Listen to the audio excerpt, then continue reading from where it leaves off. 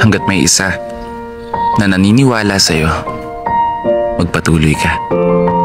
Oo, magpatuloy ka. Alam mo ba yung dahilan kung bakit mas marami ang bilang ng mga malulungkot na tao kumpara sa masasayang tao? Simple lang.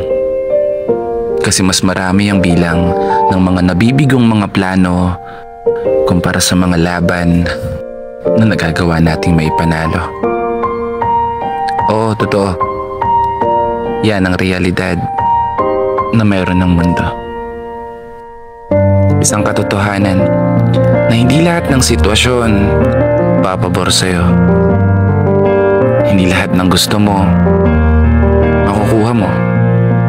At hindi lahat ng nasa imahinasyon kayang gawing totoo. At hindi lahat ng tao sa paligid mo mananatiling tunay sa'yo. Sige, subukan mong pagmasdan yung mundong palaging nakatitig sa'yo. Panigurado na malinaw mong makikita kung ano ba ang pinupunto ko. Isang mundo na anuman ang gawin mo sa loob nito, may masasabi at masasabi sa'yo.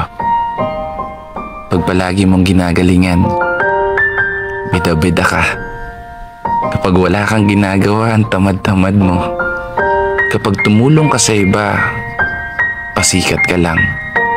At kapag hindi ka naman nagbigay, ang damot mo naman. Isang mundo na kung saan kapag naging matapang ka at pumalag sa mga taong nang-aapi sa'yo, ang laki na ng ulo mo. Isang mundo na kung saan pag pinili mong manahimik at umiwas na lang, ang duwag-duwag mo. Kita mo?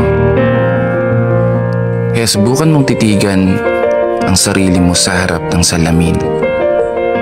At itry mo lang tanungin, ano nga bang dapat kong gawin?